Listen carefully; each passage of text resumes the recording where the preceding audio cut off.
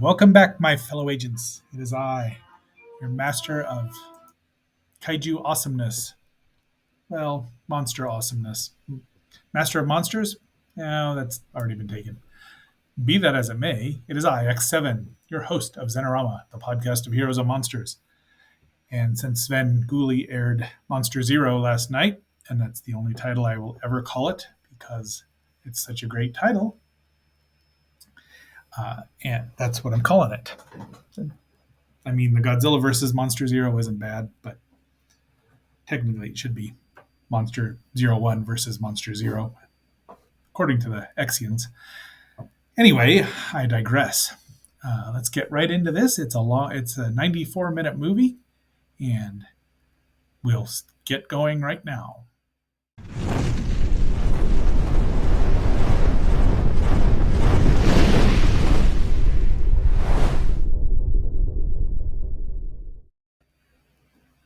Welcome back. Not that you knew I was gone. But before we get too much further ado, please like, share, subscribe, leave a comment, do all that fun stuff. Watch for a couple of minutes, say 5 minutes at least. Please. It really helps the algorithm. Anyway, we don't really have to go too much into the movie. It's a plot by aliens to use our monsters, two of our monsters, and one of their monsters to take over the world, or at least to try to take over the world. It was a co-production of Toho and Benedict, Toho with Henry G. Saperstein, who brought in several more movies, including Godzilla's final one, Terror of Mechagodzilla. But let's see here. So we'll get on there. Benedict Pictures. The movie was originally released in Japan as, what is this? Kaiju Daisenso, The Great War of the Monsters. Was its English title, official English title is just awful. Invasion of Astro Monster. Didn't anyone tell them that's just, it's unique and copyrightable, I suppose, or trademarkable. Was released on December 19th, 1965, meaning it's slightly younger than your humble agent. But it didn't get released over here for 5 years, July 29th, 1970.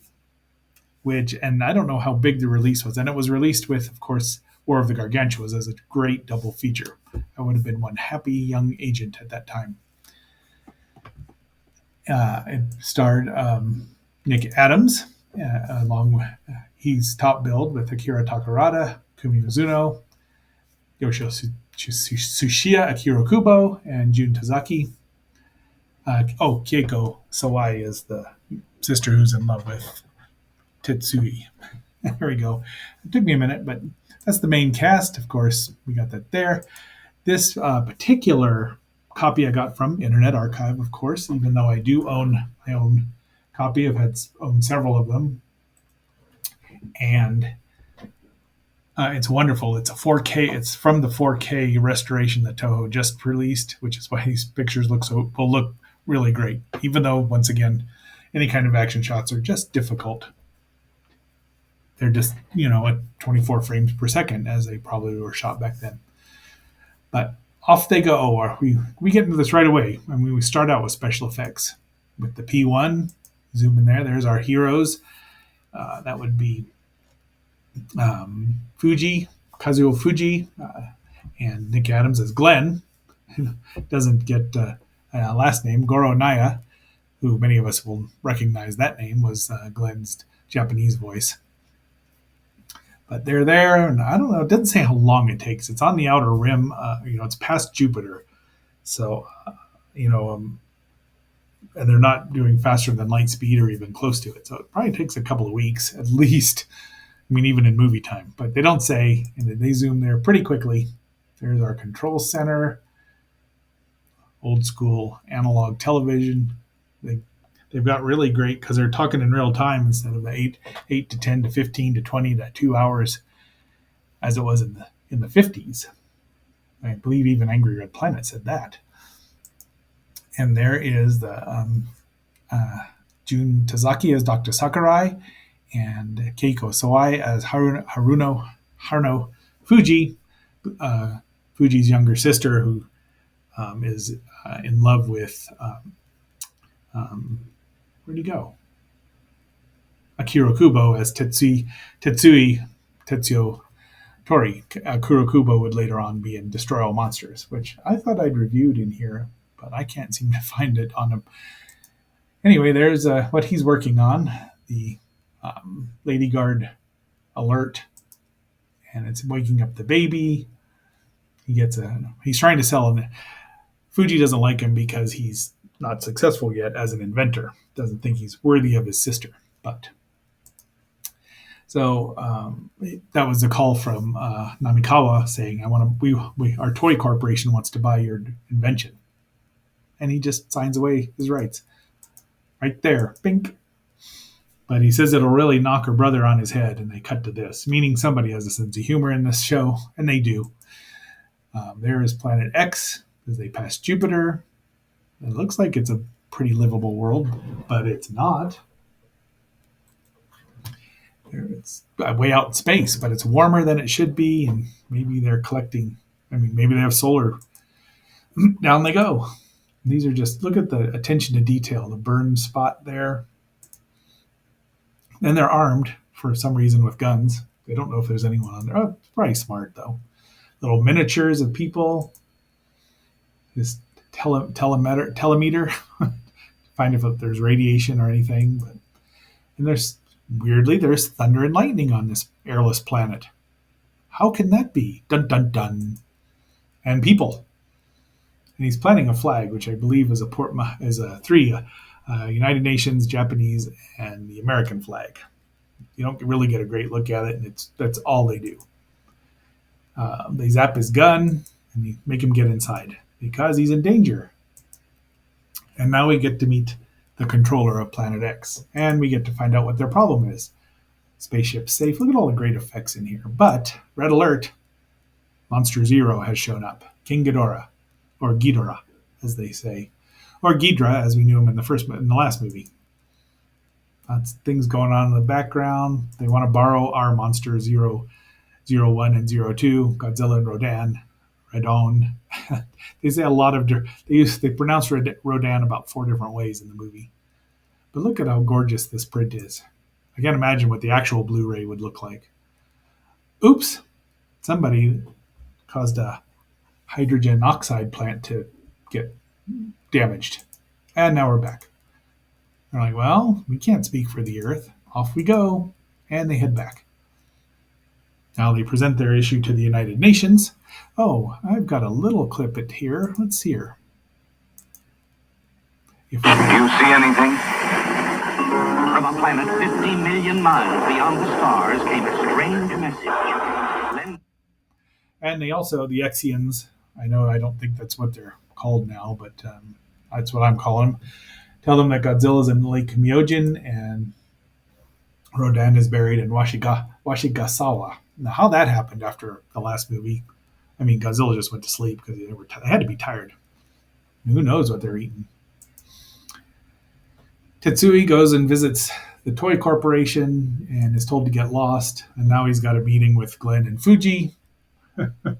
And Glenn, as he's rushing off to his date, says, you really have to do something to wow him. So he does. And his date there is with Miss Namikawa, who's played by Kumi Mizuno, who is also in Frankenstein Conquers the World, and I believe is a Bond girl. But, and apparently Nick was in love with her, but seemed to be a lot of people were. But she was already married at the time. Now they've discovered radiation in the lake, so off they go. Glenn casually mentions that he spent the night with Namikawa, which, didn't kind of raises Fuji's eyes. I hope she's not the wrong kind of Japanese girl. What the heck's that supposed to mean? That's your Rodan and Godzilla to fight our Monster Zero. So this is the trailer, this part of it. The other half is the War of the Gargantuas trailer. But some enterprising young man person remastered it with this beautiful print, as opposed to the beat-up one we've all seen on YouTube. So they were going. Nick and Fuji go, or Glenn and Fuji go to want to go investigate the bungalow, but they can't get over there because, well, first they thought it was Godzilla, but it's the spaceships. And they land. Look at this lovely shot, though. I mean, miniatures and just seamless. Everyone's all dressed up, and now they're coming. Look at that, just great. And there they go. And they're like, "Well, we're sorry that we figured you'd want to give us your monsters, so we just took it. We just showed up without announcing ourselves." But this would be incredible on the big screen. I wish I'd have seen it when I was a kid. I mean, I did see it. I missed it the first time because it was called Monster Zero, and there was no blurb in the TV guide that said Godzilla and Rodan team up to fight aliens. Had it said that, I would have watched it. But I believe I was up in the mountains and didn't try to turn on the television because reception up there was spotty at best with aerials. But be that as it may, this is. I did get to see it the next. I knew what it was because my friends at school said, "Did you see the Godzilla movie yesterday?" I was like, "What?" I was very disappointed. And other people knew had seen a movie I had not seen, which was a thing back in '74. So I did see it the next time. I think I still have the TV guide. It was on at 8 o'clock on a Tuesday night, a school night, and I got to stay up for 2 hours. It was cool. I think my brother did too, but I don't care. I got to watch Godzilla. I mean, he was younger than me. But look at these gorgeous effects. I don't remember seeing this like this before. Sven's print, while looking, it was letterbox and complete. It was the U.S. one, I believe, that was released on DVD. But there were cuts and splices, and you could see the damage to it. This has been cleaned up. There is no damage to this print. And they're going off into space now, almost like at a quarter of the speed of light, which would get them there really fast. There's the island that the Exians have their base on, and the controller, the colonizer, the lead colonizer, is yelling at Namikawa for getting too involved with Glenn. And then he yells at this guy for letting Fuji get on the island, or not Fuji, but Tetsui get on the island. And now here, look at the attention to detail, all this stuff. Later on, this scene, not this scene, but this opening here, this effect would be used in Destroy All Monsters as well with the different spaceship. Now, I happen to like the Destroy All Monsters spaceship much more than these spaceships. These are nice looking spaceships, but I don't know, they don't look very threatening. The Keylok spaceships will look very threatening, way more, but that's a minor complaint. So there they are, resting, and then Ghidra shows up, of course, Monster Zero, and they release him, and they have a fight. But Glenn and Fuji go out because while they're fighting, and it's a short battle. There's not a lot of monster scenes in this movie, and it doesn't matter because the story is so good, and the characters are good, and it's so well directed. They don't believe him because he does say that water is more precious than gold, and then later on in the movie he says, "No, it's not here. We're fine." But right after that, they beat. Ghidra just leaves without much of a fight. I was surprised at this, and then Godzilla does the Shie from the manga character that was very popular at the time that Honda didn't want to do, but Tsuburaya did. Apparently, Tsuchiya wanted him to do it, so they did it. And they thought, it's a little out of character, but it makes the movie memorable. And they're not making a documentary about this invasion from outer space, are they? Oops, Fuji and Glenn are gone, and then he runs into this room of gold, and what? All the women look alike. That would be kind of boring after a while, but at least they're beautiful. I mean, these two are. But they give them the cure. So if they trade them Godzilla and Rodan, they get a cure, a miracle cure, which they should have raised they should have figured it out that was not going to happen. But, this is the first time you had an aliens and giant monsters movie, really. So there's an exact duplicate of the P1. They should have called it the P2, but, that's what I would have done, just so they knew it was different. But then they would have had to repaint it. And what happened to this? Off they go, but now they feel bad for leaving Godzilla and Rodan, which they should. They had no right to do that. I I mean, come on, why would you leave them there? I mean, we know why in the movie, but that's a one of those willing suspension of disbeliefs you have to go on. Earth answer. And the most dreaded creatures ever to walk our planet are lifted into outer space. So Tetsuya's captured and doesn't know what a controller is. And there they go. They're putting their plan into action. This movie moves along quite quickly, especially if you watch it without commercials. And so there it lands. Now, where's the first one? I mean, it's not anywhere present for an interplanetary rocket ship. Here's our cure. We're great. And then they're not. You get the, okay, we're taking over. Thank you for your monsters to help us take over. And of course, Namikawa reveals herself as an Exian, and they have this discussion, and he's like, doesn't matter. I can't marry you now. But she gives him a note because she loves him. He winks at her in this one, and then she gets derezzed. Yes, I used the Tron term derezzed from 19. What year was that? 1982, maybe? 81, 82? The stage is set for the mightiest battle ever seen by the universe in Monster Zero.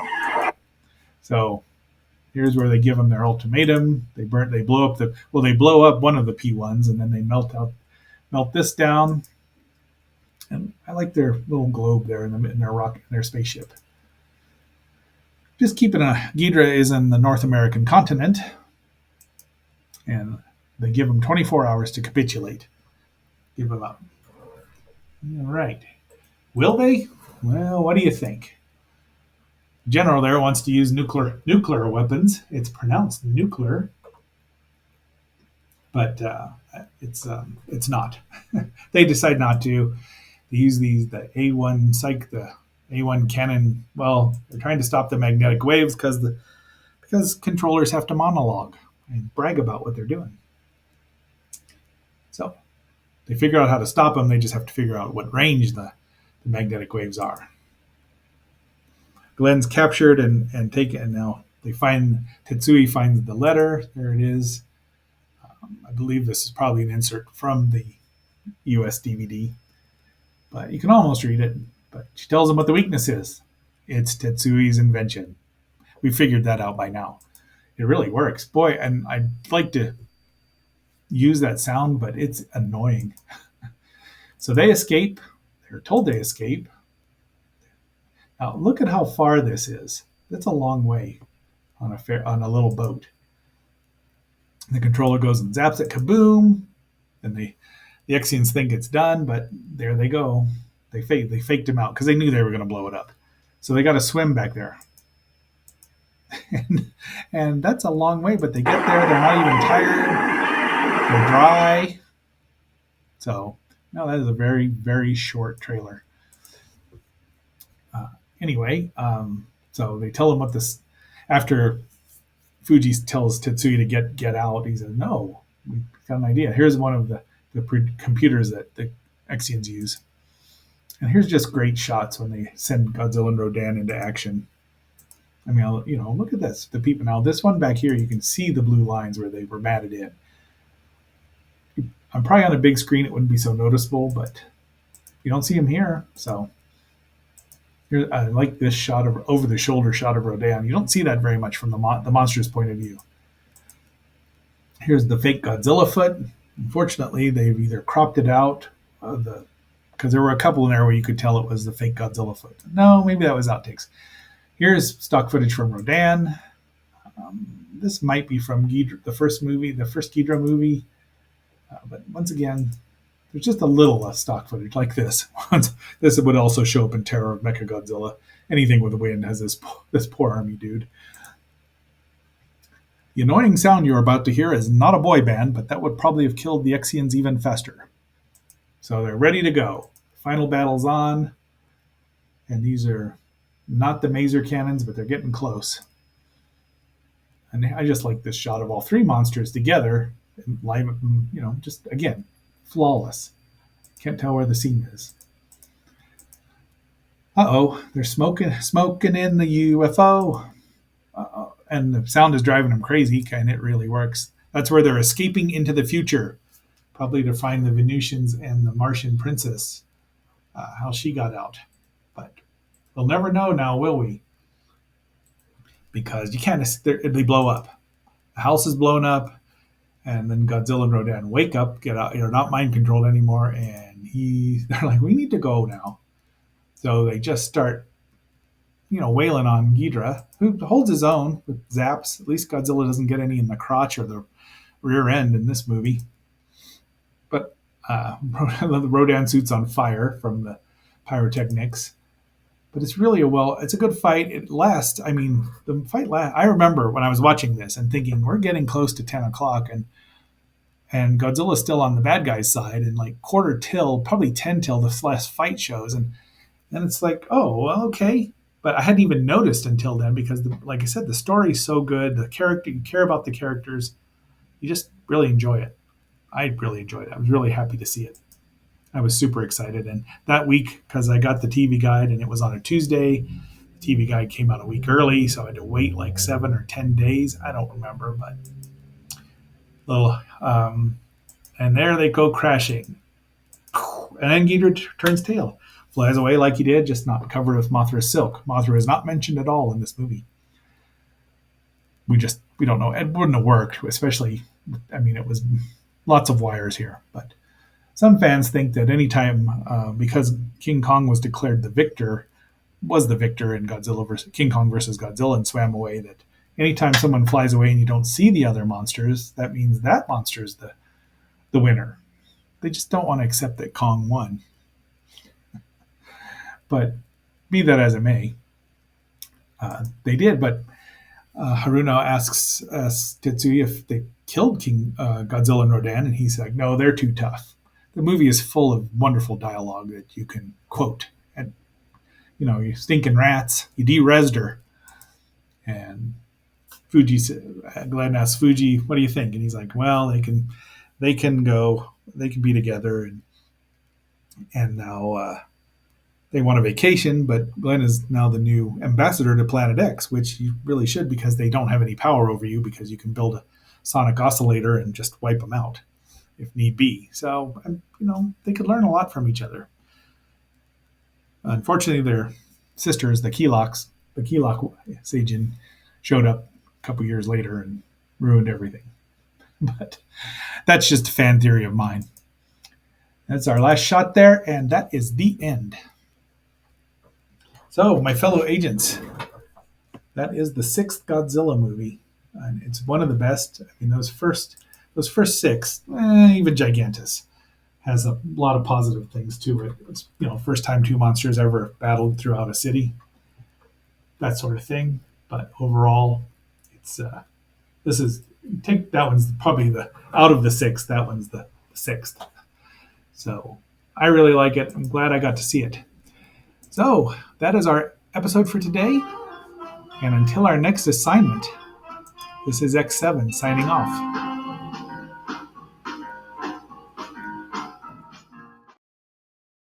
Do you see anything?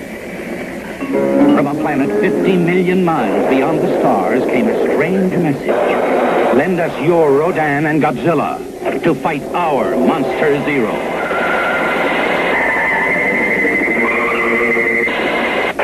Earth answered, and the most dreaded creatures ever to walk our planet are lifted into outer space. The stage is set for the mightiest battle ever seen by the universe in Monster Zero.